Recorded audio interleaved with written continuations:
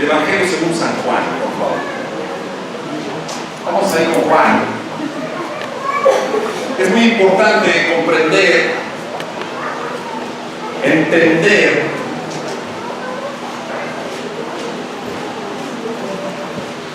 cómo que Mateo, Marcos y Lucas se les llaman los evangelios sinópticos. ¿Por qué se les llama evangelios sinópticos? Se les llama evangelios sinópticos porque son escritos complementados el uno con el otro. Por eso nosotros vemos la información parecida en Mateo, en Marcos y en Lucas. Vemos información muy parecida. Tendríamos que ir a estudiar un poco el documento Q y tendríamos que ver una situación, un montón de situaciones que rodean los evangelios sinópticos. Pero cuando los evangelios sinópticos son escritos por la tradición oral también, ¿qué significa la tradición oral? Que Mateo, Marcos y Lucas estuvieron preguntando ¿qué sucedió acá? ¿Qué pasó por acá con Jesús? Oye, ¿fue un gadareno? ¿Fue dos? No, fueron dos. Por eso vemos de repente dos gadarenos, vemos un gadareno y vemos información que decimos, ah caray, ¿qué está pasando? Porque la tradición oral les ayudó a Mateo, a Marcos y a Lucas a escribir los evangelios sinópticos. Pero cuando se trata del evangelio según San Juan, el evangelio juanino o joánico como le llaman los teólogos, estamos hablando de un testigo ocular. Estamos hablando de alguien que caminó con Jesús, que estuvo con Jesús y que fue todo el trayecto caminando con él. Así que Juan es el testigo ocular de lo que está pasando. Por eso él está escribiendo Juan. Ahora déjenme llevarlo rápidamente a Juan para que usted y yo entendamos algo. ¿Cuál es el propósito con el cual se escribe el Evangelio según San Juan? Vaya usted conmigo rápidamente ahí a Juan 20, 31. Juan 20, 31. Y en Juan 20, 31 usted y yo vamos a entender cuál es el propósito con el cual se escribe el Evangelio según San Juan. Dice de esta manera: pero estas, en el 30 dice, hizo además Jesús muchas otras señales en presencia de sus discípulos, las cuales no están escritas en este libro. 31. Pero estas se han escrito para que creáis que Jesús es el Cristo, el Hijo de Dios, y para que creyendo tengáis vida en su nombre. Ese es el propósito del libro de Juan. Ahí claramente lo dice el subtítulo. Ese es el propósito del Evangelio de Juan. Sin duda, cuando hablamos de la crucifixión, sin duda cuando hablamos del suceso que estamos viviendo en estos días, tenemos que darnos cuenta que la verdadera justicia, que la justicia en los tribunales terrenales es muy parecida a la justicia que estaba viviendo Jesús en aquellos tiempos de la crucifixión. Podemos ver al inocente de José cómo sufre la prisión, mientras que la acusadora, la esposa de Potifar, estaba recostada, me imagino que tal vez en un diván.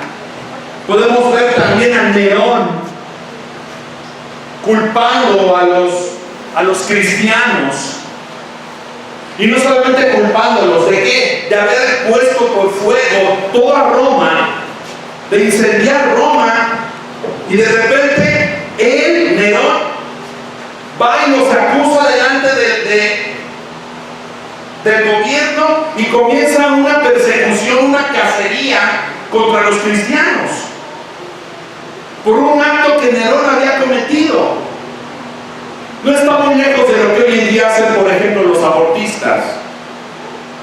Hoy en día la gente que aborta, con la aprobación de los tribunales, mata niños Mientras los burócratas en los gobiernos gastan miles de millones de pesos en la protección de las mariposas o en la protección de los perritos de la calle, tú dices, ¿qué está pasando con la justicia? Y tú y yo debemos entender que la justicia humana tiene una extraña facilidad de darle vuelta a la justicia según sus intereses.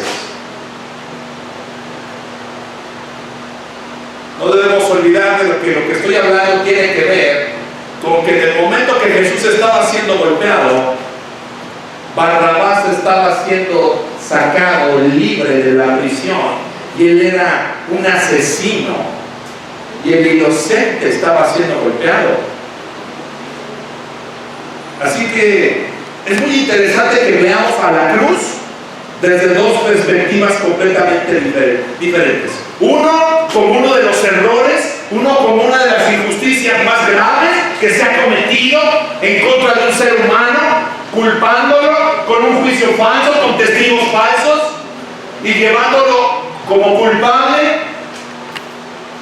Este hombre lavándose las manos diciendo, es inocente, pero si ustedes quieren matarlo, mátenlo.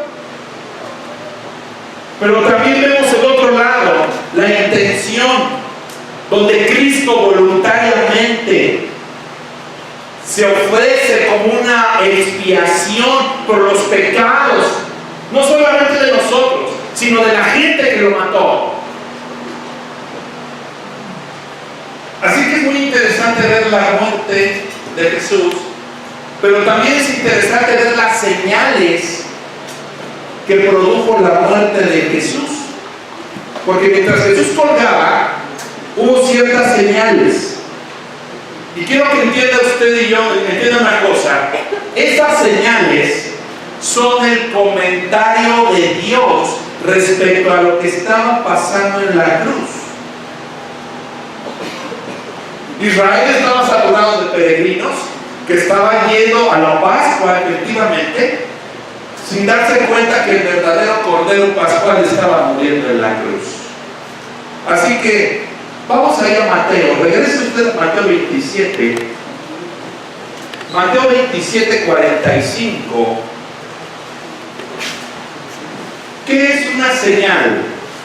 Dani, ¿me lo puedes poner ahí arriba, por favor?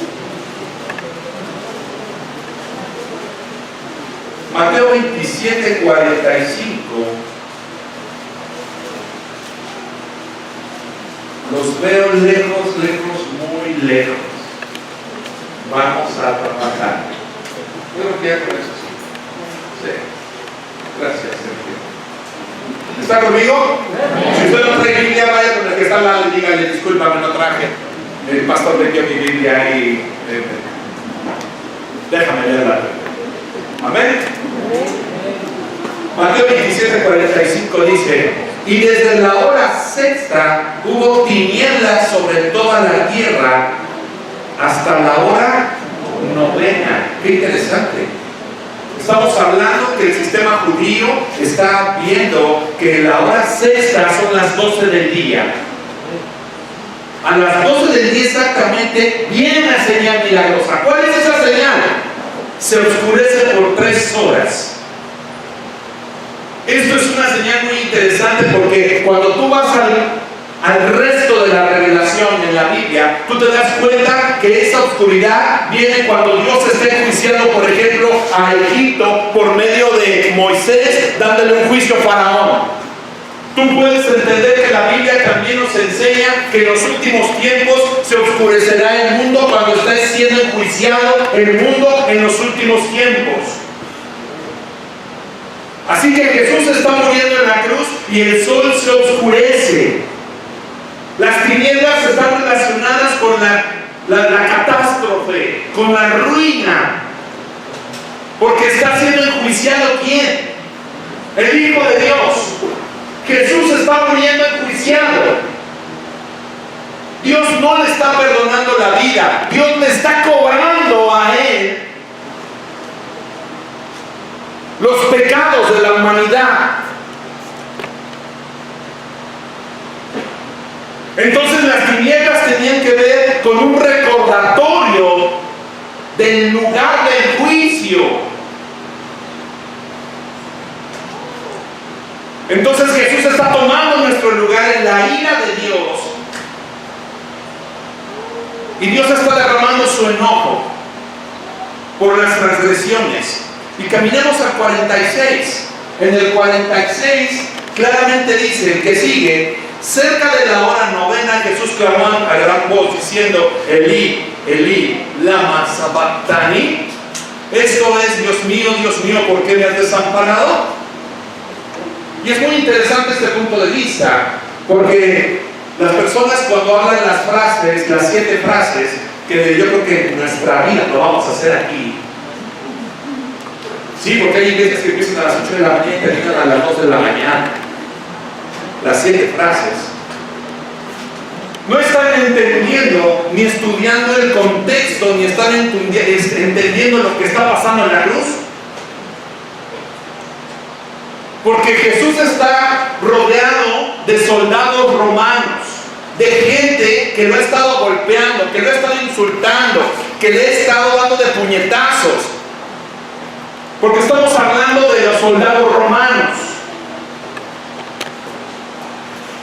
Es como en este tiempo caer en manos, no voy a decir de qué. Entonces Jesús comienza a decir, en el 47, 27-47, algunos que estaban cerca decían al oírlo: a Elías está llamando. O sea, Jesús, Juan y Mateo están hablando de un evento concreto, objetivo, de lo que está pasando. ¿Qué es lo que está pasando? Jesús está hablando en arameo, y en arameo está pidiendo, está diciendo: Dios mío, ¿por qué me estás desamparando? Está oscuro, y de repente estos hombres que están con él se están burlando de él en medio de su muerte. Escúchalo, que Elías va a venir. ¿Cómo lo ves? Están haciendo escarnio. Satánicamente están burlándose, despreciando a Cristo. Ellos están deleitándose en medio del sufrimiento del Cordero y no quieren que nadie le dé alivio. No quieren darle ni siquiera un poco de asistencia. Entonces uno de ellos toma un poco de vinagre y se lo da. Pero el vinagre, más que ayudarlo, era para decirle: ándale, bebe algo para que se quite tu sed. Se estaban burlando del Hijo de Dios. Y esto es muy importante, porque la señal de la oscuridad no había sido suficiente para el corazón endurecido de esos romanos. Es importante entender este contexto, porque a veces Dios nos envía señales. ¿Qué es una señal? En los anuncios, Dani hizo una diapositiva, me la puedes buscar, está hasta el último. ¿Qué es una señal? A veces Dios nos da señales. A veces Dios permite que nuestra vida lleguen señales, pero a veces, como los romanos, pasamos de largo, no las vemos, no nos importa lo que está sucediendo. La palabra señal significa, es una palabra griega que Juan usa para esto, se llama semeión en el griego. Y es un clásico término. En su clásico término significa una marca, una señal o prueba por la que se conoce alguna cosa, una huella, un vestigio o una señal. Dios estaba encargándose de darle señales al mundo entero de que el Hijo de Dios era el que estaba muriendo allá arriba. Nadie más podía oscurecer el sol más que Dios. Y nadie más iba a poder convencer el corazón de ellos. Nadie. Ahora, yo tuve que responderme una pregunta que por años pensé. ¿Era una realidad que Dios había abandonado a su Hijo? los teólogos, los padres griegos de la iglesia. Esta pregunta es un misterio insondable del Evangelio.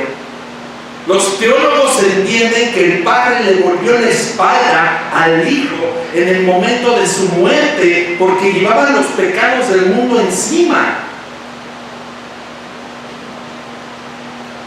Pero cuando tú conoces al Dios de la Biblia y cuando tú ves el carácter de Dios de la Biblia y ves a un Jesús que fue obediente hasta la muerte y muerte de cruz, que Jesús agradó en todo, que Jesús obedeció en todo y que Jesús fue el que se subió personalmente y voluntariamente a la cruz, entonces podemos ver a un padre sufriendo por su hijo. ¿Y por qué estamos viendo que está el pecado sobre él? A mí me gusta pararme sobre la perspectiva donde hay un hijo que está obedeciendo y un padre que está diciendo: claro, aquí estoy en tu obediencia, aquí estoy, porque has sido obediente. Y cuando Jesús dice: ¿por qué me has abandonado?, el contexto es claro. No es porque Dios no estuviera ahí, porque Dios es omnipresente, Él está en todos lados. Es porque el Hijo está consciente de que está llevando algo que Él nunca había tocado ni había llevado sobre sí, que era el pecado de la humanidad. Es verdad. Qué bueno es Dios.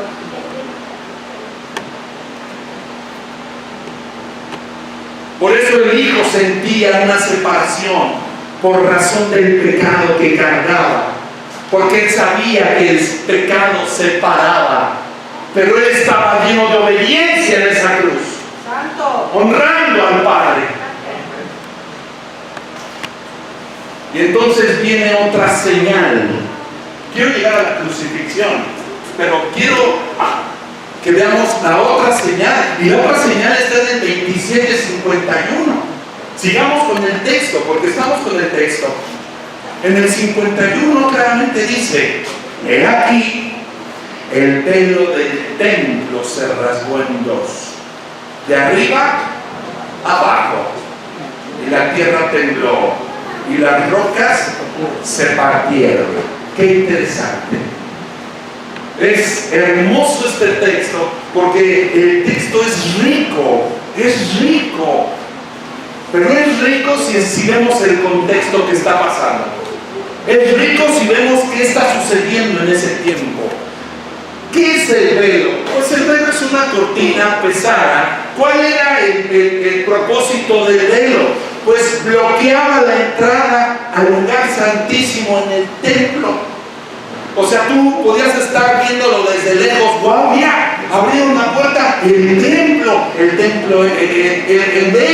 velo era azul, estaba bordado, era hecho por manos de artífices inspirados por el Espíritu Santo, según el Antiguo Testamento. Nadie podía entrar, nadie podía pasar. Atrás se guardaba el arca del pacto, simbolizando la presencia de Dios. Solamente una persona podía pasar ese velo, y era el sumo sacerdote, y lo podía hacer una vez al año. Y el velo lo que significaba era muy importante, porque era un recordatorio constante de que el pecado de la humanidad no puede estar delante de la presencia de un Dios santo. Por eso nadie podía pasar. Y peor aún, haciendo sacrificios todo el tiempo el pueblo de Israel, haciendo sacrificios,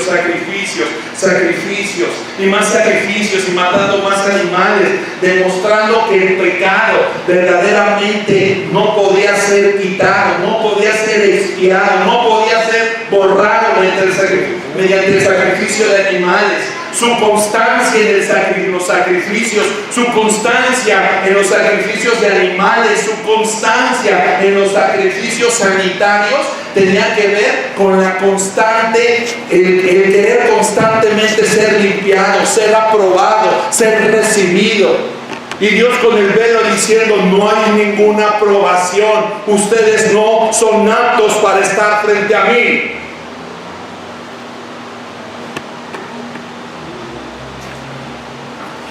Mire, acompáñenme para que usted entienda ya el libro de los Hebreos. Corra conmigo a Hebreos 10. Hebreos 10:3. Corra. Para que aterricemos la idea completa. Hebreos 10:3. ¿Está conmigo? Amén. Amén. Dice así: pero en estos sacrificios cada año se hace memoria de los pecados. 10:4. Porque la sangre de los toros y de los machos cabríos no puede quitar los pecados. ¡Wow! 10:5. Por lo cual, entrando en el mundo, dice, 2 puntos: sacrificio y ofrenda no quisiste, mas me preparaste un cuerpo. ¿Quién es ese cuerpo? Jesús. Dice cómo Dios tiene un plan. ¿Por qué Dios tiene un plan? Porque el aparato de sacrificios no puede quitar el pecado del hombre. Solamente lo cubría, solamente los tapaba temporalmente.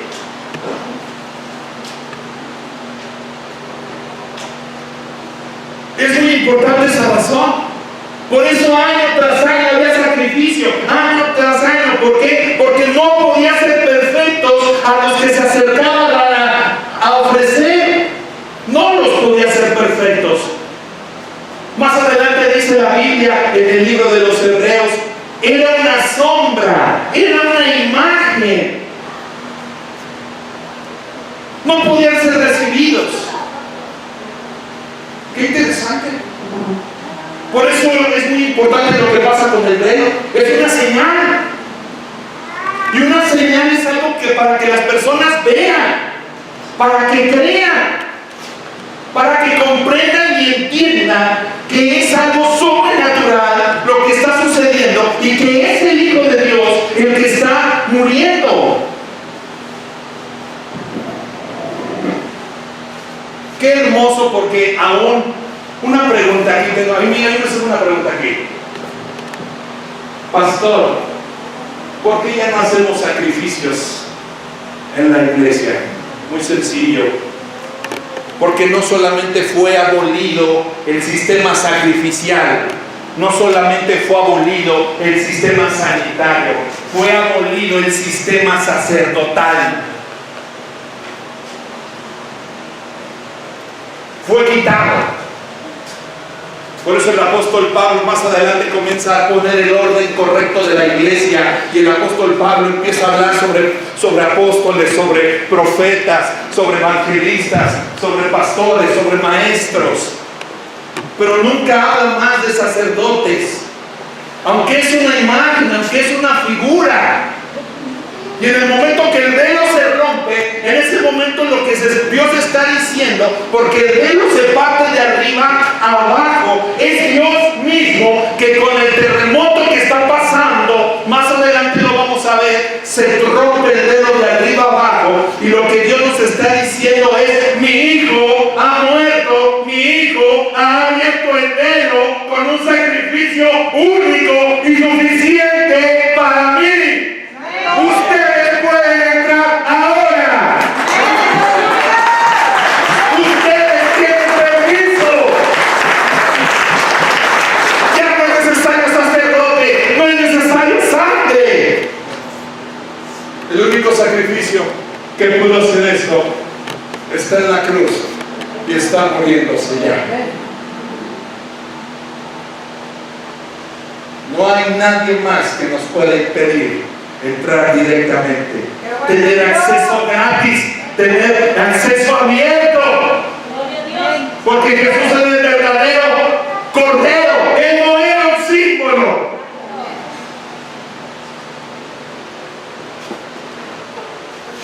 Él no era un símbolo. Él era el cumplimiento de ese símbolo. Qué interesante ver el cumplimiento de lo que por tantos años estuvieron haciendo.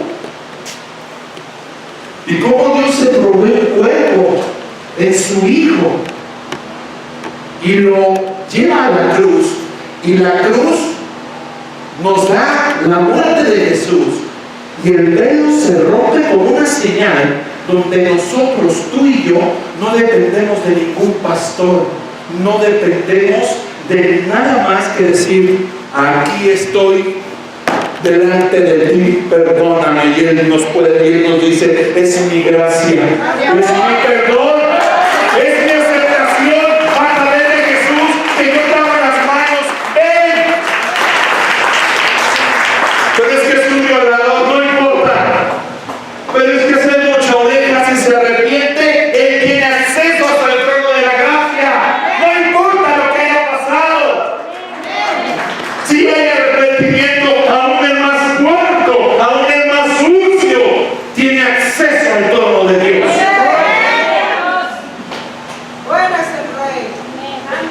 Esta es una verdad aplastante. Por eso es una señal que Dios está poniendo. Mire, quiero reforzar un poco esto, porque a veces nosotros los cristianos venimos del catolicismo. Y el catolicismo está lleno, saturado de obras para ganar el cielo. De obras, saturado de obras. Podemos conocer a los filántropos más dadivosos, gracias, que ellos creen que porque dan van a llegar al cielo. Y eso no es una realidad, es a través de Jesús. Mire, vamos a Gálatas 5, y entonces habla Gálatas 5, y aquí vamos a dar un pasito, solamente un paso,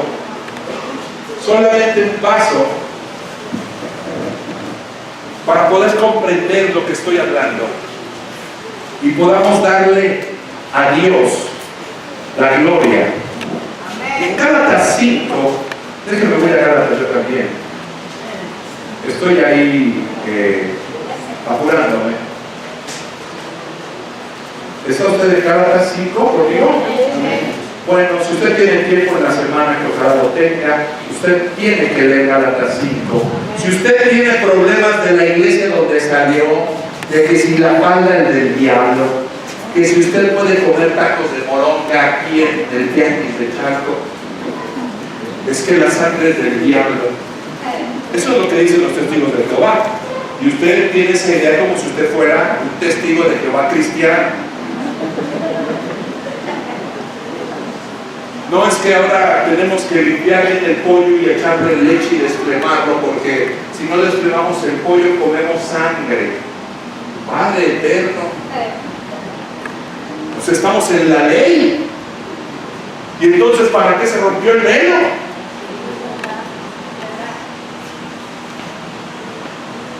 No es que el velo en la cabeza, no es que las faldas, no, permíteme, tú estás en la ley.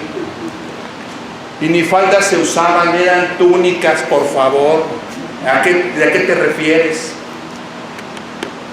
Y entonces queremos reducir la cruz de Jesús a unos viejos rudimentos, para que a través de la santidad que yo puedo fabricar en mi vestidura, en mi vestimenta, en mi cabello, en ciertas cosas, yo tenga la aceptación de parte de Dios. Y eso no tiene nada que ver con la cruz de Jesús. ¿Aquí lo dijeron? Amén.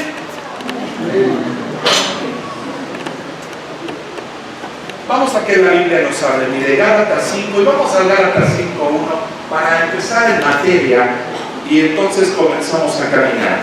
Dice así: estad pues firmes en la libertad con que Cristo nos hizo libres, y no estéis otra vez sujetos al yugo de esclavitud. Cuando Pablo está hablando de esto, tú tienes que ir a conocer el 4:21, el Gálatas 4:21. Y Pablo está haciendo una hermosa alegoría de dos mujeres, de Agar y de Sara. Y nos empieza a decir en esta alegoría que la esclava es Agar y su hijo, y la mujer libre es Sara y su hijo. ¿Cuál es la aplicación de esta alegoría? Echa fuera la esclava y su hijo, porque ya no somos esclavos, y toma a la libre, que es Sara. Nos está enseñando el apóstol claramente una cosa, que es por fe que somos libres. No es a través de la esclavitud de la ley, no es a través de cumplir con la ley sanitaria. No comas camarones, no comas puerco, no uses ropa de mujer como si fuera de hombre. No, por favor. El apóstol Pablo nos está enseñando que eso no es para nosotros. ¿Hasta dónde nos permitiremos nosotros ser influenciados por la gente legalista?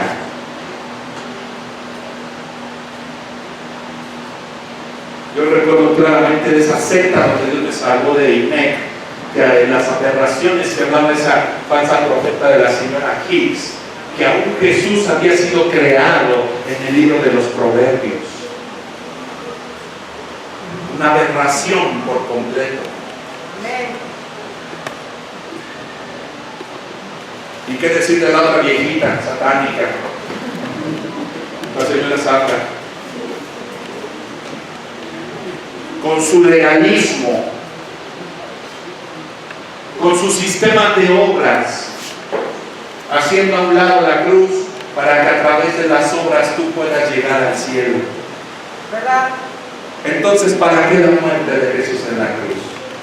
¿Verdad? ¿Para qué se rompe el velo entonces? Quiero ir al versículo que quiero explicarles así en 2 minutos, es el 5:13. Ahí rápidamente en el 5:13.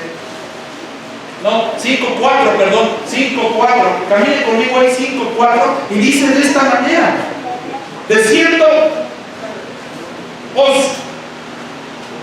vamos al 5:3. Y otra vez testifico a todo hombre que se circuncida, que está obligado a guardar toda la ley. 4. De cierto se desligaron, de cierto os desligasteis, los que por la ley os justificáis, de la gracia habéis caído. Amor, de Cristo os desligaste. De Cristo os desligasteis. ¿Quiénes? Los que están caminando bajo la ley. Amén. Porque el velo fue roto. Amén. Esa señal es dada para nosotros.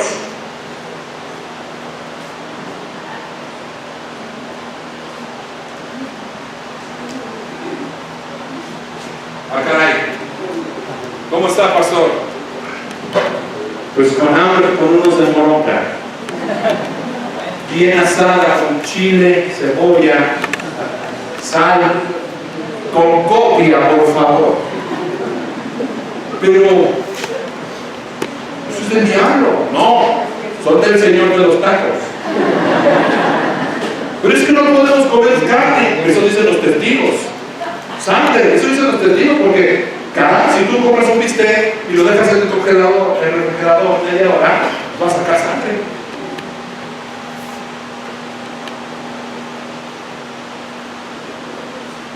Entonces el velo es roto con el propósito de que entendamos.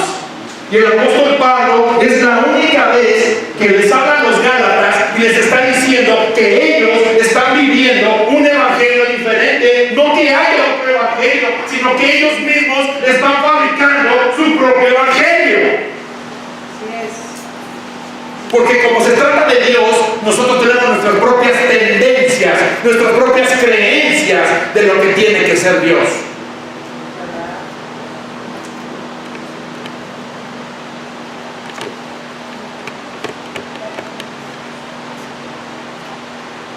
señal, rápidamente, que tenemos que dejarnos ir. Vamos a otra señal. Ahí mismo, en Mateo 27, 52. Camine conmigo. Mateo 27, 52. No es para mí, esta señal que sigue es bárbara, esta señal.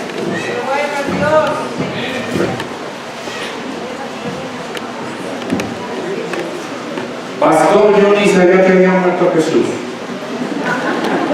Por Dios, yo vengo porque está frío el ambiente.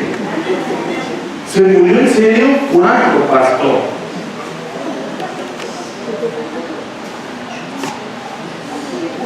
Y aquí, el velo del templo se rasgó en dos.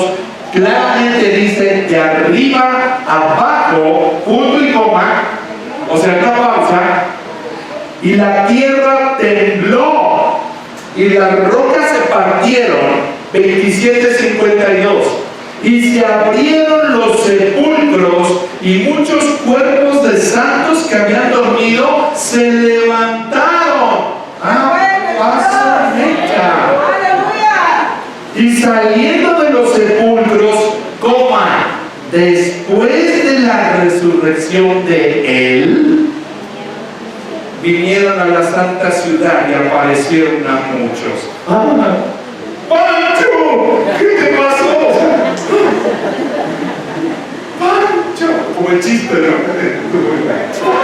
Hay una mujer, hay un hombre, van a Jerusalén a visitar la ciudad santa, ¿verdad? Todo el mundo queremos ir a conocer, a pisar esa tierra santa, ¿verdad? Y de repente allá en tierra santa comen un quipebola y ¡pum! O un falafel, ¡pum! Y se vuelve a levantar. Y el hombre dice, ya se murió. Va a preguntar a los trámites, oye, ¿cuánto me cobras por llevar de aquí a México a mi mujer? $15,000. $15,000. Y si la tierra aquí, $1,000. ¿Cuándo tengo que responderte? Pues usted está enfriando, lo más rápido posible. Dame una hora. Se voltea a él y regresa y dice, me la llevo a mi casa. ¿Cómo? ¿Vas a pagar $15,000? Sí, voy a pagar los $15,000. Pero déjala aquí en Tierra Santa, todo el mundo quiere morir aquí. No, yo me la llevo, mira. Mi mujer quiso venir, yo vine con ella. Pero me acaba de contar una historia de que había un hombre que al tercer día resucitó. Y si esa mujer se va a levantar, yo no quiero que se despierte.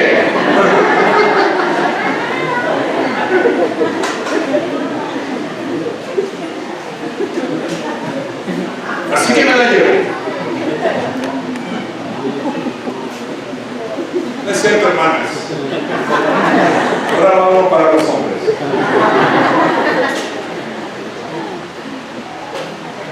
Sin duda la tierra estaba paralizada, escuche bien, porque está todo oscuro. Está Jesús entregando el Espíritu. Están los romanos.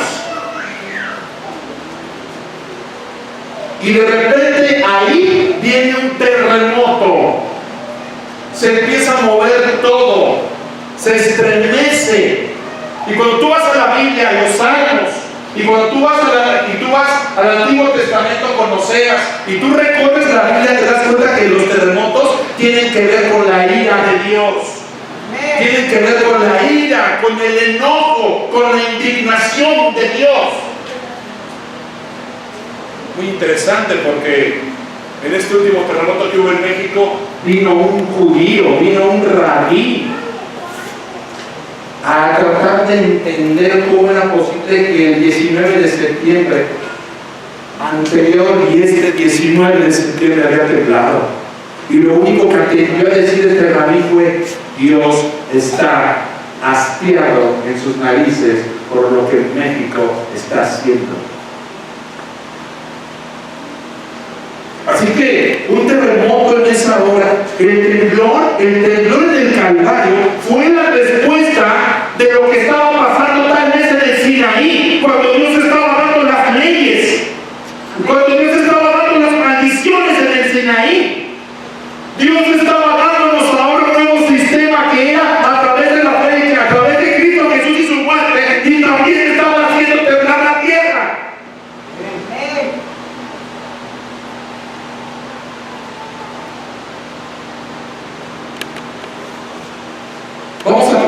Miren, se me está ocurriendo un versículo. Vamos a Apocalipsis. Rápidamente. Ahí. Apocalipsis 6. 6:9. Síganme al 6:9. Mire, vamos. En el 6:9 dice así el 6:9. ¿Están ahí? Dice así: cuando abrió el quinto sello, vi bajo el altar las almas de los que habían sido muertos por causa de la palabra de Dios y por el testimonio que tenían. Estamos en el quinto sello, En el 12, miré cuando abrió el sexto sello, y aquí hubo un gran terremoto, y el sol se puso negro como tela de silicio, y la luna se volvió toda como sangre, y las estrellas del cielo cayeron sobre la tierra, y como la higuera deja de caer sus higos cuando es sacudida por un fuerte viento. ¡Qué interesante! Y en el 16 dice así: y decían a los montes y a las peñas, caigan sobre nosotros y escóndanos del rostro de aquel que está sentado en el trono y de la ira del Cordero, porque el gran día de su ira ha llegado, y ¿quién podrá sostenerse en pie? Y esto es muy interesante. ¿Por qué? Porque en ese momento los teólogos dicen que hay un interludio, porque estamos abriendo el quinto, el sexto sello, y de repente se abre más adelante el séptimo sello. Pero antes de abrir el séptimo sello, sucede algo. ¿Qué? Un terremoto. Así que dígale que está al lado de usted: va a seguir temblando. Es una señal.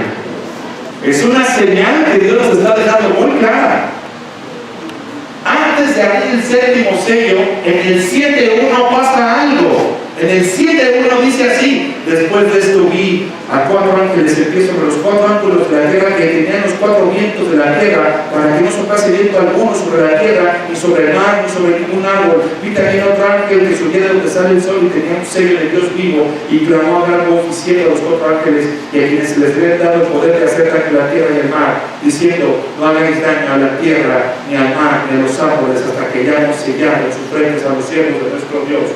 Y entonces vienen los y se empiezan a sellar. ¿Cuándo viene el sello? El sello viene para los que van a empezar a evangelizar la tierra. ¿Por qué? Porque ya sucedió el rapto. En el 7:9, después de esto miré, y aquí una gran multitud, la cual nadie puede contar, de todas naciones, tribus, pueblos, lenguas, que estaban delante del trono y en la presencia del Cordero, vestidos de ropas blancas y con palmas en sus manos, y clamaban a gran voz diciendo: la salvación pertenece a nuestro Dios, que está sentado en el trono y el Cordero. Y todos los ángeles estaban en pie delante del trono, y de los ancianos y de los 4 seres vivientes, y se postraron sobre sus rostros delante del trono y adoraron a Dios. Y hasta el 8 viene el séptimo sello. ¿Qué significa? Que tiene que venir un mega terremoto como una señal de la ira de Dios, para que venga el rapto de la iglesia. Y entonces se abre el 8º sello y empieza el juicio sobre la tierra.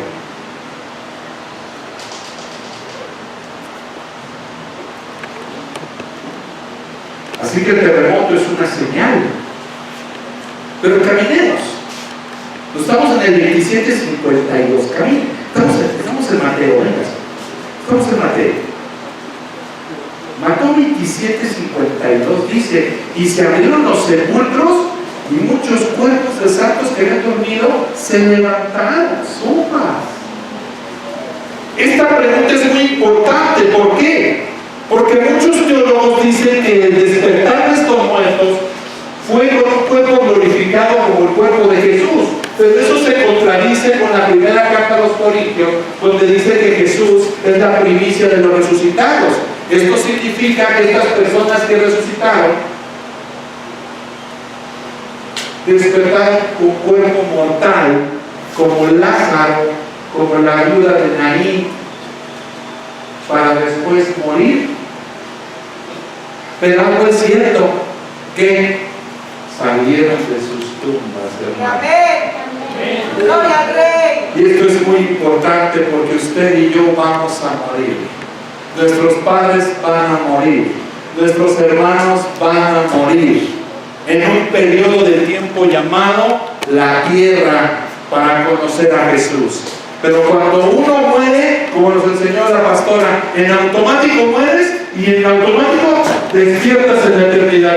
Ah, caray, esto es diferente. Amén. Me imagino al hermano Julio Beltrán diciendo, ¿qué tal tocan estos ángeles? Vamos a empezar la alabanza aquí. No, ahí en la tierra los humanos eran difíciles. Tenían flojera. Nada más querían 2 horas. ¿Cómo le van a hacer cuando lleguen al cielo que va a haber culto todos los días, a todas horas? ¿Qué pasó, pastor? ¿Culto todo el día? Sí. Él va a ser nuestro templo. Va a haber adoración de alabanza eternamente y para siempre. Así que si no te contentas con la idea de que aquí vienes a dar el honor y la gloria a Dios y lo tengas que hacer aquí y fuera de aquí, yo no sé cómo vas a hacer en el cielo.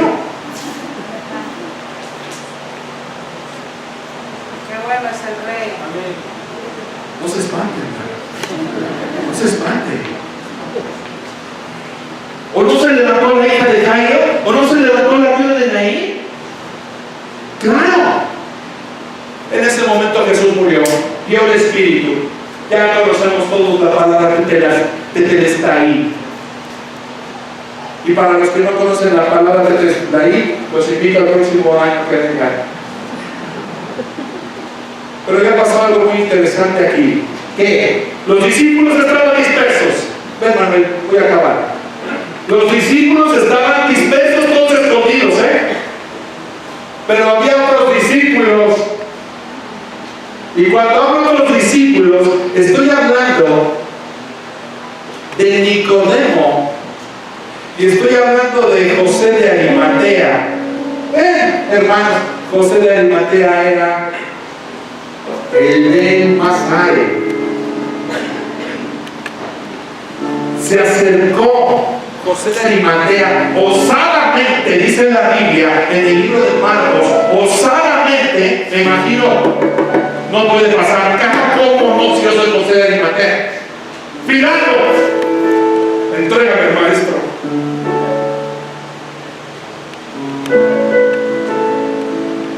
Dame el cuerpo de Jesús. Y la Biblia dice que Pilato verificó que Jesús estuviera bien muerto y les entregó el cuerpo. Una persona con dinero en ese tiempo no quedaba en la tierra. Era un trabajo artesanal el ir a una roca y estar tallando un agujero. No solamente un agujero, la plancha,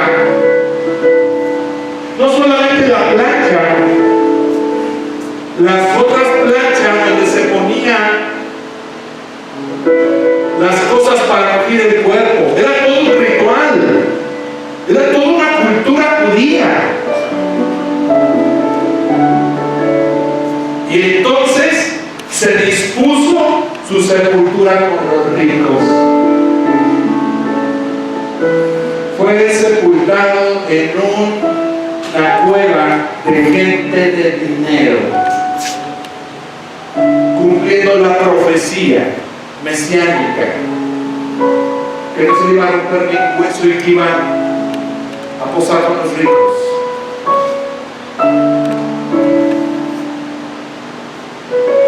Se hacía un canal para que la piedra rodara. Se rodaba la piedra para cerrar el hoyo.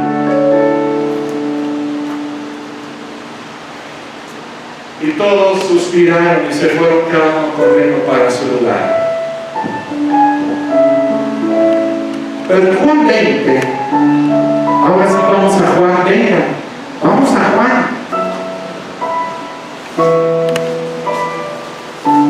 Juan 20.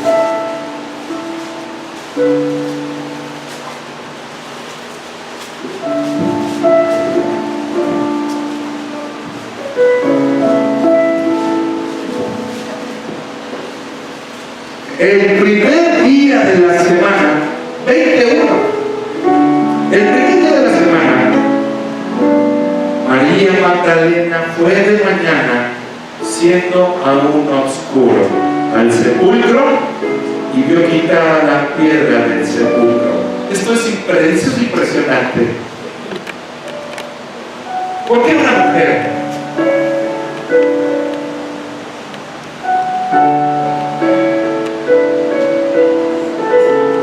Las mujeres aman de una manera diferente. Las mujeres aprecian. Ellas son unas enamoradas, compulsivas de su Señor.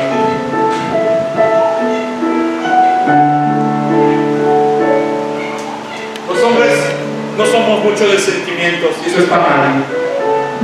Pero las mujeres, a la mujer no les importa mostrar cuando aman a alguien. Y esta mujer, María Magdalena, era de noche, se para, toma las especias, llega y ve el sepulcro abierto. Y cuando se empieza a narrar, 2, entonces corrió y fue a Simón Pedro y al otro discípulo, aquel al que amaba a Jesús. O sea, ahí Juan, que escribió Juan, estaba diciendo que él amaba a Jesús. Y les dijo: se han llevado del sepulcro al Señor y no sabemos dónde lo han puesto. Y salieron Pedro y el otro discípulo y fueron al sepulcro. Corrían los dos juntos, pero el otro discípulo corrió más a prisa que Pedro y llegó primero al sepulcro. Vamos corriendo. ¿Qué pasó? ¿Sacaron al maestro? No. La mujer pudo haber pensado que era Pilato. La mujer pudo haber pensado que eran los fariseos. Pero si vas a Mateo, a Marcos y a Lucas, encuentran ángeles adentro sentados diciéndoles: ¿por qué buscan entre los muertos al que está vivo? ¿Por qué están buscando a alguien que les prometió que viviría? Esto es muy importante. ¿Por qué? 2 preguntas. ¿Qué Jesús, versículos después, no les aparece a Tomás y a los 12 y les dice: ¿cómo están? Y todos se quedan diciendo: ¿usted cruzó la pared? ¿Qué onda? ¿Por qué Jesús no cruzó la pared, cruzó la tumba y salió? ¿Por qué no cruzó simplemente? Muy interesante. Se tenía que rodar la piedra porque tenía que haber la indicación, el testimonio de que la tumba había sido derrotada, de que la muerte no había podido detener a Jesús, el Maestro. Y la gente tenía que ver esa tumba vacía.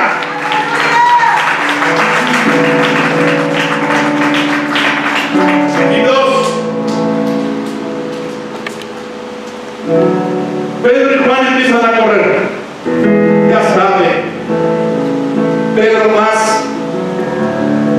más viejo. Juan estaba nuevito. Así que Juan corre más rápido. Pero la Biblia nos dice que Juan corre, llega a la tumba y se asoma. Y echa una mirada y se hace para atrás. Pero Pedro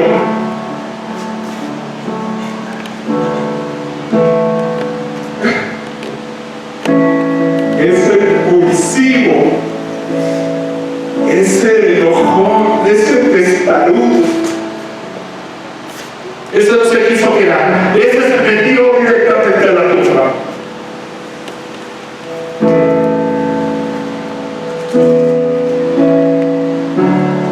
Porque los hombres amamos de otra manera.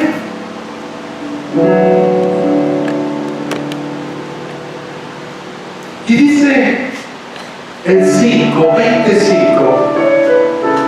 bajándose a mirar, vio los lienzos puestos allí, pero no entró.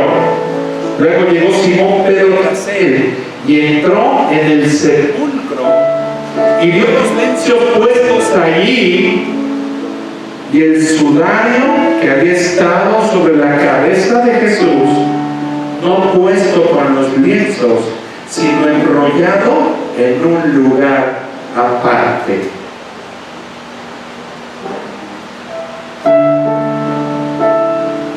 Qué interesante.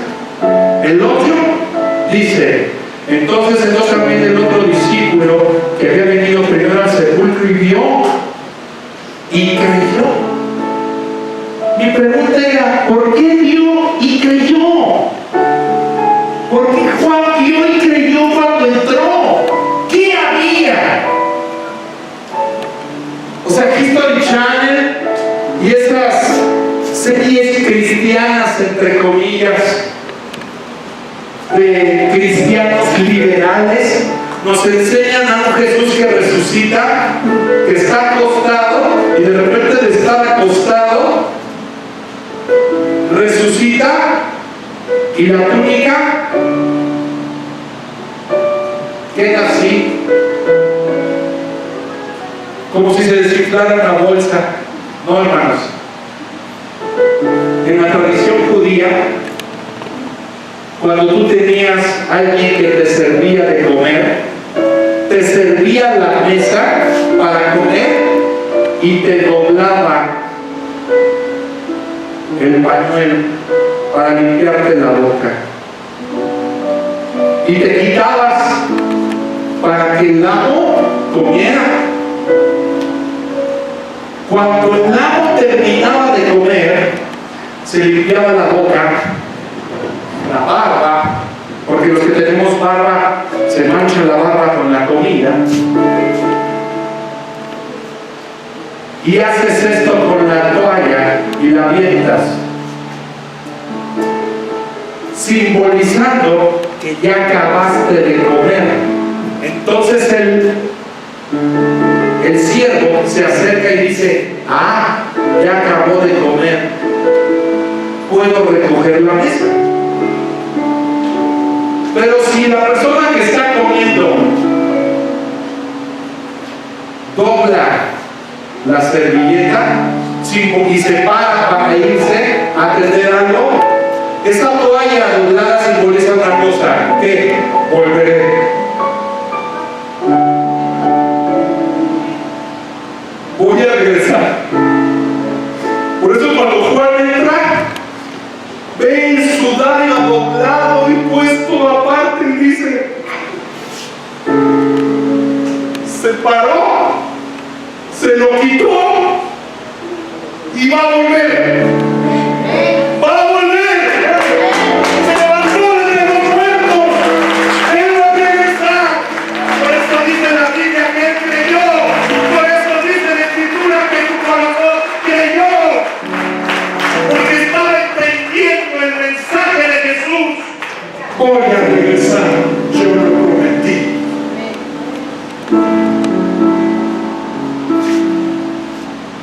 ¡Qué belleza!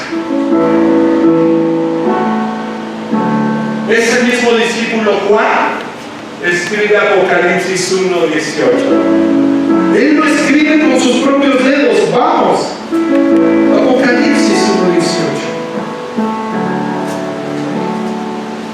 Y en 1:18 dice de esta manera: 1:17. Cuando le vi, caí como muerto a sus pies. Y él puso su diestra sobre mí diciéndome: no temas, yo soy el primero y el último, y el que vivo